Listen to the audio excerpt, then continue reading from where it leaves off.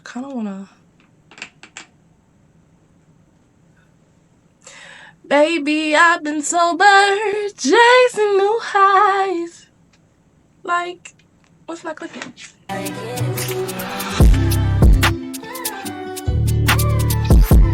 What up, y'all? It's your girl, Naya Athena, and welcome back to my channel. We doing a new angle today. I hope y'all like it. It's a little bit more personal. I feel like I'm on FaceTime with y'all. Like, hello, hi. It's been a lot going on. It's my birthday month, so I've been kicking it, but I'm back at it, and I am still watching this series. I did not stop watching. I ain't reported in a while, so let's report. Episode 6, Avatar: The Last Airbender. Live action series. Let's get it. Recap. We open up this scene with a flashback, of course.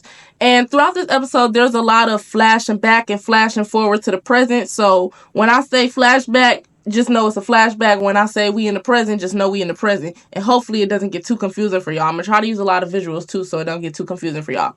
So boom, flashback. Zuko is preparing to join the Fire Lord Ozai, which is his father, and he's getting ready for this big meeting that he was invited into.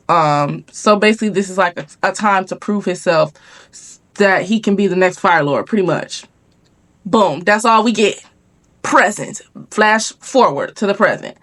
So then we see we see Zuko again, talking crazy to his crew. You know how Zuko is, child. At this point, we all know that Zuko is an a-hole. So he is talking mess to his crew and talking to them like they just his subjects. And the crew is getting tired of it. The crew is like, man, look, what's tea? Like, what? At this point, you doing too much. And finally, I said, remember he was talking mess about one of the admiral. Well, was a general. Yeah, he was talking mess about one of the generals from last episode, but now this particular general, he done moved up in the ranks. So now, and this is General Yall that we're talking about. I don't know if y'all remember, but yeah. So now he's Admiral Yall. Like now he up there. Yeah, you're not finna sit up here and talk to me crazy is basically what he said to Zuko. Like, yeah, we're done. We're not, this ain't that. And Zuko is like, y'all just gonna let him, what's going on? And then that's when he finds out, like, oh yeah, he's technically in charge now, and Zuko is mad about it. He was like, man, what? Like, how the heck did that happen?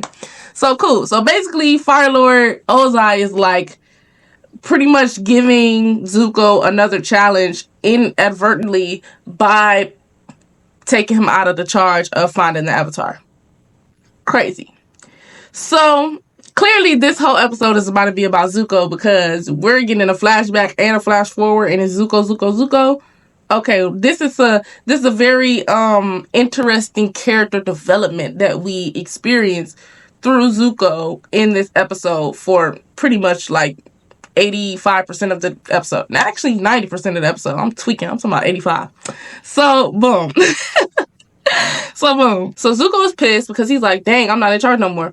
And Uncle Iroh is like obviously always intervening, and he's speaking to the soldiers who had just found out that Zuko's not in charge anymore. And he's like, bro, like he's just trying to like pretty much have a heart-to-heart with the soldiers and saying that, you know, and the soldiers is like, I don't want to hear nothing you talking about, Uncle. Like these soldiers basically saying that they believe that Zuko never knew sacrifice because they like this what they call him? They like, this kid grew up rich, he got family, like pretty much trying to like say like he don't know loss, he don't know war, he don't know what the soldiers who are regular people within the Fire Nation know. Remember that. So then we see the title come across. This episode is called Mask. So we already know it's about to get real because if you remember in the last episode, Aang was still trying to save his friends from the masked spirit. So he still ain't saved them yet. So yeah. So at this point, we jump back to the main crew, which is Aang. And we see that Aang made it to the temple of Avatar Roku. So cool. And that is within the Fire Kingdom, mind you. So it was real hard to get there. He makes it there.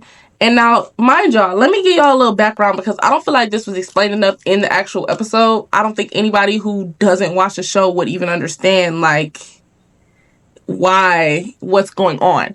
So basically, the temple of Avatar Roku is supposed to be protected by special guards who are essentially like there to serve the Avatar, right? But mind you, it's in the Fire Nation. So the Fire Nation is brainwashed. So the guards that are supposed to be like for the Avatar and neutral and like not really like, you know, trying to take over the world like the Fire Nation, they have been brainwashed. So when they finally when they run into Aang and Aang is like, oh, I'm trying to talk to Avatar Roku, they're like trying to get him because they like get him, like seize him. And Aang is confused because he's like, bro, ain't y'all supposed to be my team? Like, you know?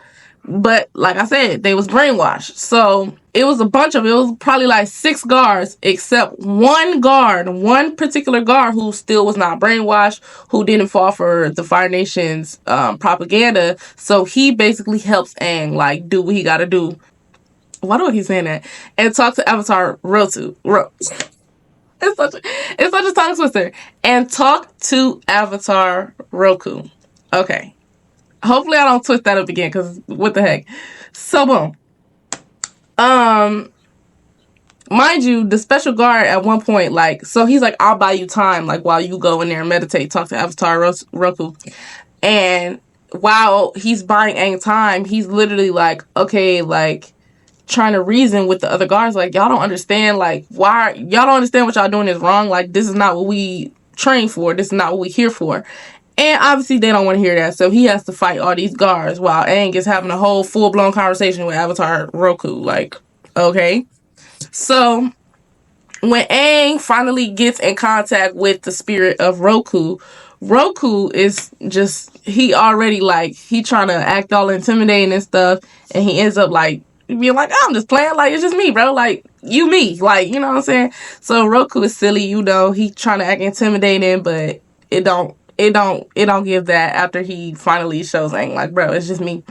When Aang asks for help with the spirit of many faces, aka Ko, he doesn't really want to help. Like, Roku is like, nah, I'm not messing with him, like, because he met this same spirit in his lifetime. So I don't know if y'all remember, but the spirit has said something about meeting the Avatar before, or the Avatar taking something of his, right? So Roku tells him, like, yep, that was me. I was the one who I took something, and basically saying he took Ko's totem, and within this totem was Ko's mother, right? Everybody got to come from somebody, and they all coming from a woman. So this was his mother who was like entrapped in this totem that Ko kept close to his heart. And Roku did this because, you know, Ko is a tricky spirit. Like, it's kill or be killed. So clearly, you know, he had to do what he had to do. But Roku also encourages him to not have friends because he like, they a liability. Like, they gone, they done. Roku like, look, bruh, you gotta do this by yourself. Mind you, Roku came from a different time. Like, Roku had his whole life to be the Avatar. Ain't had but 12 years now. Really one. So, you know. But that's his experience. So, of course, he's gonna tell him, like, bruh, don't have friends. They're a liability. Like, they're your weakness. So, that is pretty much what Aang learns. Aang is like, all right, bet, I'm finna give the totem back. Pretty much. That's pretty much where he's going with that. So he has to make it all the way back from where Roku's temple is in the Fire Nation back to where they were, which was the small village probably outside the Fire Nation, because it wasn't that far from the Fire Nation.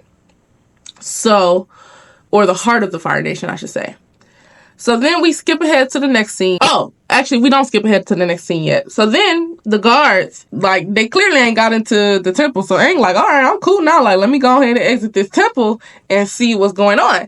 And so when he comes, he's like, oh, okay, the guards are down. Like, I don't see the guard that helped me. He starts to see that all the guards were paralyzed. Guess who paralyzed them?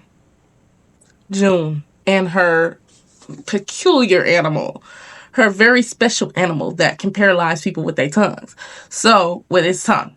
So, all of the guards are paralyzed because, remember, Zuko put June in charge to find the Avatar, and she can find literally anybody. So, yeah, best believe she found them with the quickness. And she pretty much ends up giving Aang to Zuko. And I remember, like, the short conversation that she did have with Aang before Zuko arrived. Aang is like, please, I have to go save somebody. Like, I got other stuff to do. Like, this is the least of my worries.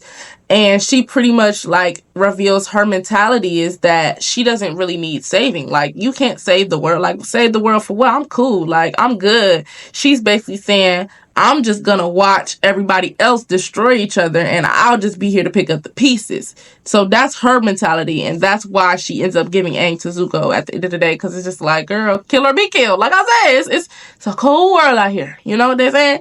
So then Aang is pleading with Zuko, and Aang is like, Zuko, please, like, I have things to do. I have people to save. Like, they are taken as we speak. Like, I need to go save my friends. And Zuko don't want to hear that. Zuko ain't saying nothing to him. Zuko is ignoring him. Like, please, I just found you and I need to get my ranking back because he just lost his ranking. So then we go back to a flashback. Of course, it's Zuko again. So in this flashback, Fire Lord Ozai asks Zuko for his opinion on something in this big meeting that he was so nervous about, so like gung-ho, like trying to be perfect for this big meeting that he was invited to. And Zuko does not give the answer that Fire Lord Ozai wants to hear. He ends up saying, so basically what they were talking about in the meeting, just to give a short rundown, they were talking about war strategies. And one of the war strategy that was proposed by someone in the meeting, someone important in the meeting, was that they sacrifice the weakest Fire Nation soldiers group or whatever. So they wanted to sacrifice them, and Zuko was like, that's not right, because every Fire Nation soldier should matter, because Zuko is not a bad person at heart. So he's like, why would you sacrifice them? Like, no.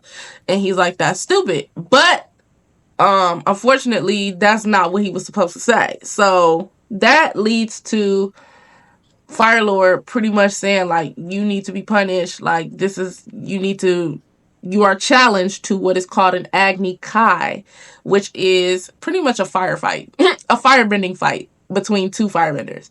Pretty much a 1v1. Like, you get your ones. Let's box it out, except it's finna be worse than that because it's the Fire Nation. So, back to the present. So, Yall, now we see Admiral Yall, and he catches Zuko and claims that by disrespecting him, he is disrespecting his father. Now, mind you, this was just in the flashback. We in the present now. But because Zuko had got Aang all by himself, and with June, you know, like, that was like clutch for real.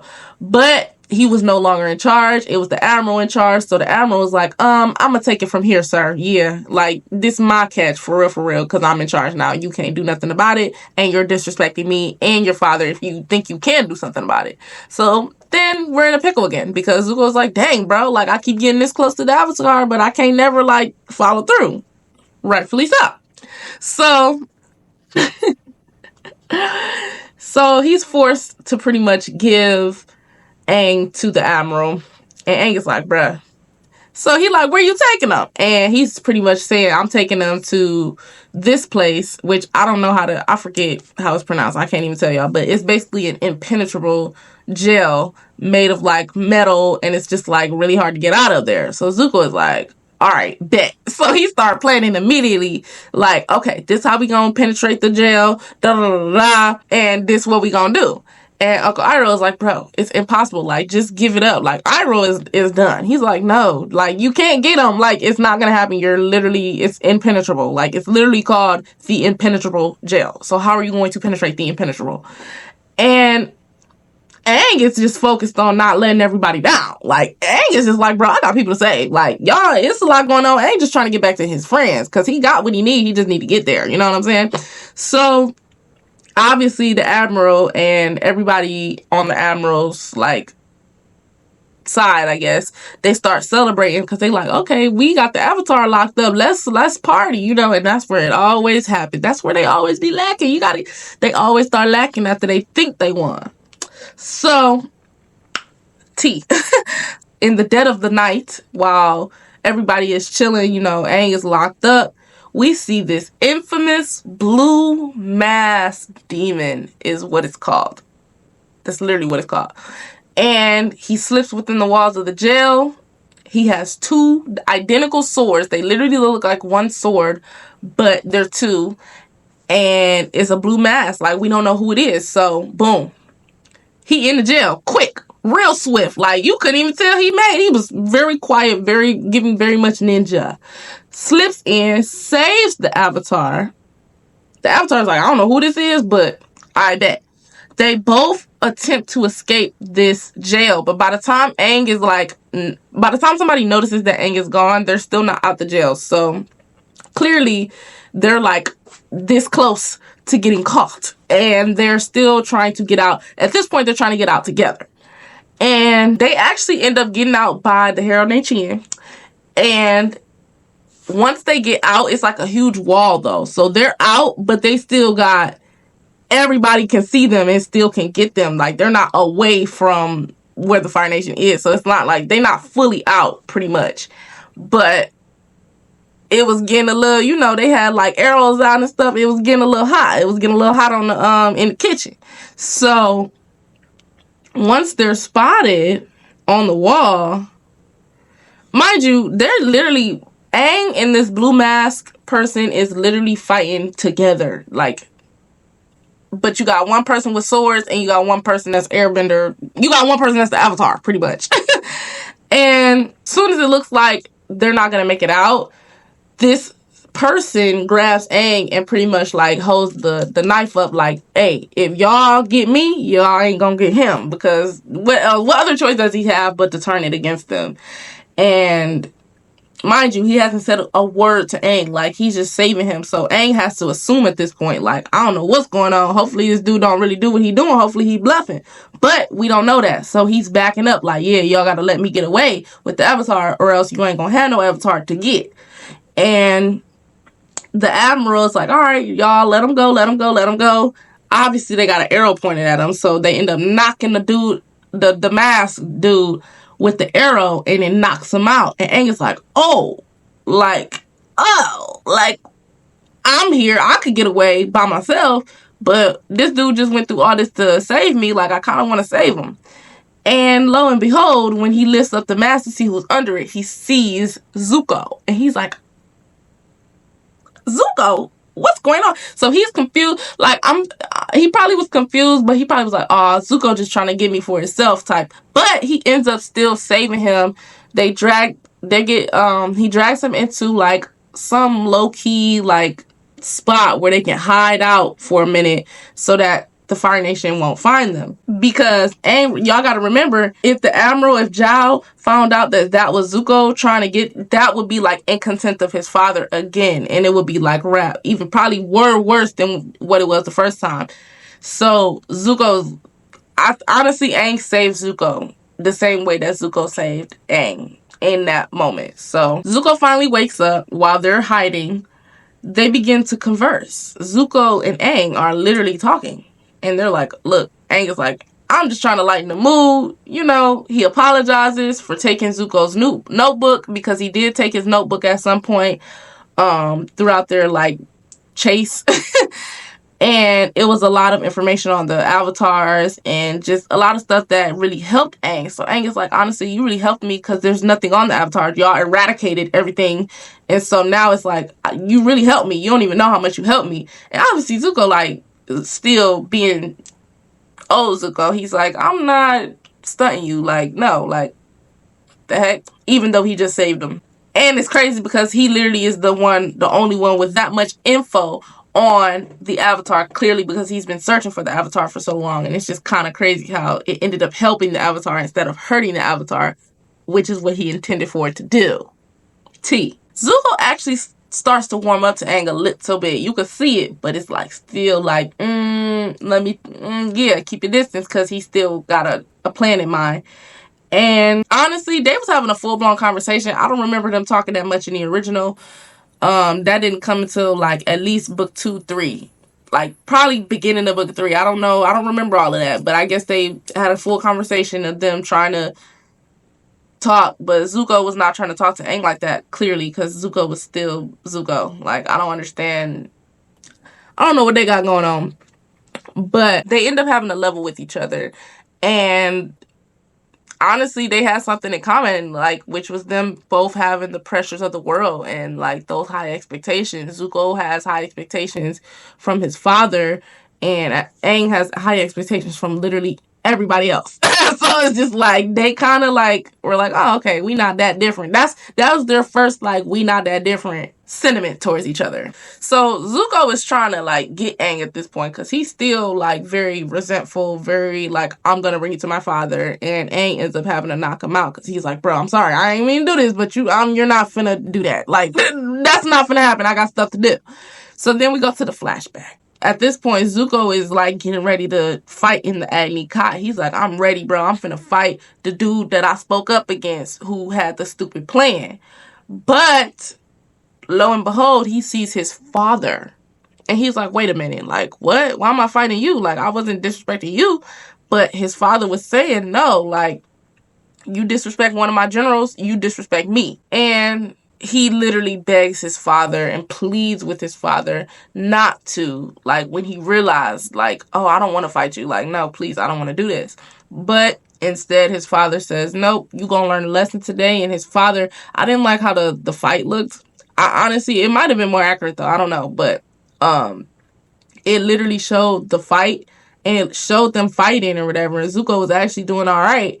But then, like, you know, he loses it because he shows empathy. Like, he doesn't want to fight his father, obviously. So he shows empathy, and his father is like, nah, bruh, you need to get rid of that thing you called, that pesky thing you called empathy, and literally, like, brands him with the fire.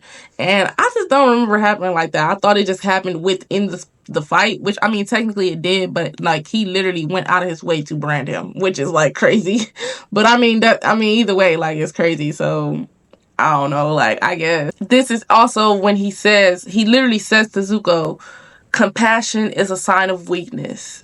And they show him getting the scar, like, ooh, it was real messed up. I ain't gonna lie, the scar looked really way better on him this episode. Like, it looked like they added a little bit more color to it, a little bit more depth to it. So I'm actually like, okay, they learned their lesson after the first 5 episodes. Like, Jesus. But it looked a little better. It definitely looked more like Zuko. Oh, we back in the present, by the way. So Aang ends up putting Zuko in his boat that he was talking about he had, and like pretty much sending Zuko away back to wherever he came from, which was the boat. And Zuko's like, like Zuko wakes up before he can get him. And Aang is just basically saying, like, I hope we can be friends one day, you know. But, you know, he had to do what he had to do. And of course, Iroh is waiting for Zuko at the boat, and he's like, please, like, please, where's my nephew? Like, he's pretty much waiting for Zuko while Zuko floats away on this boat, passed out, because he still hasn't woken up. He probably wakes up like halfway out to sea or something. And the crew was like, I don't know why you waiting on Zuko. Like, Zuko is this, that, and the fourth, still talking mess about Zuko, when Iroh starts to explain to the crew, like, how they became the crew. Because he was like, do you even know how you became this crew? This banished crew? And they're like, no. Like, what's going on? So then Iroh ends up telling them the story of how they became Zuko's crew. Then we go back to the flashback. Now, this is still Zuko in the flashback. So after the Agni Kai, we see Zuko's in recovery. And we see the Fire Lord claim that Zuko is weak because he saw that Zuko was holding back. And he's trying to basically instill it in him that being strong is looking out for himself and nobody else. Like, showing no empathy, pretty much nothing of that nature. And Zuko pretty much says the weak can become stronger. Like, if you give them a chance, like, they can become stronger. And the Fire Lord pretty much say, no, you either come strong or you weak. And it's just really a ridiculous mentality. But Fire Lord pretty much shames him and is like, you're banished. This is when he finally, like, says, you are banished. And that division that was supposed to be sacrificed, that you spoke up for, that you wanted to be saved so bad, that is your new crew. Boom! Drop the bomb on them. So then we go back to the present, and obviously Uncle Iroh has told them at this point, y'all were supposed to be sacrificed by the Fire Lord, And the only reason y'all are alive right now is because of Zuko. And he took that banishment to the Chin, and he took y'all to the Chin as his crew. And, you know, pretty much saying, like, y'all don't even know what's, like, he's made some sacrifices for y'all, even, which is crazy.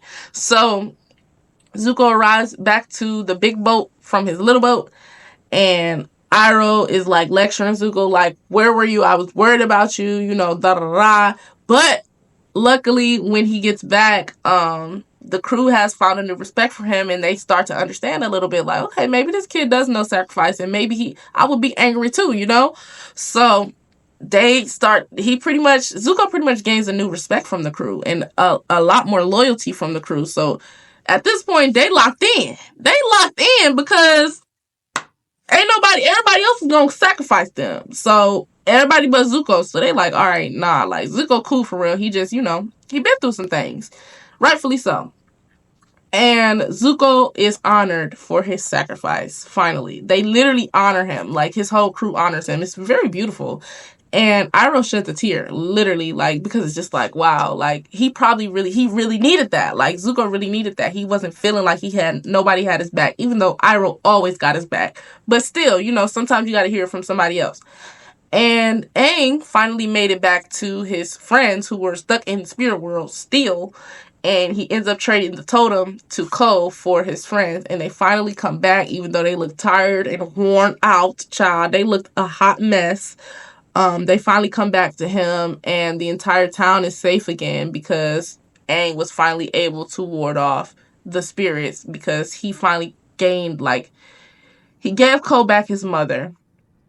And it was a really good message within that, because they were saying, like, everybody has somebody, you know what I'm saying? And that was part of the reason why Roku was like, you can't have anybody, you can't have any friends, because everybody has somebody that they love that could potentially be the liability. And unfortunately, Roku was just like, just don't have nobody that you love. That's the answer. And it's like, no.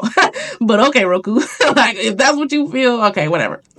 But the entire town was safe again, and when Aang tried to go back into where he saw Gyatso, his friend in the spirit world, Gyatso passed on. Like, Gyatso served his purpose, unfortunately, so Aang did not get to talk to him one last time like he thought he was going to be able to. But Iroh also peeped the mask that Zuko had used to save Aang, and he peeped it, and he was just like, okay, and he put it away. So Iroh be knowing, okay? And so at this point, Aang, the Avatar, and Uncle Iroh knows that Zuko is the blue mask demon, and that's pretty much his persona, like, because that's not the same Zuko that we were introduced to in episode 1, right? All right, and that's where that episode ends. So with that being said, let me know y'all comments. Make sure you comment below. Make sure you like, share, tell a friend to tell a friend. And I will see y'all in the next recap and maybe some more videos, because I'm a laptop girly now. Period. Peace out.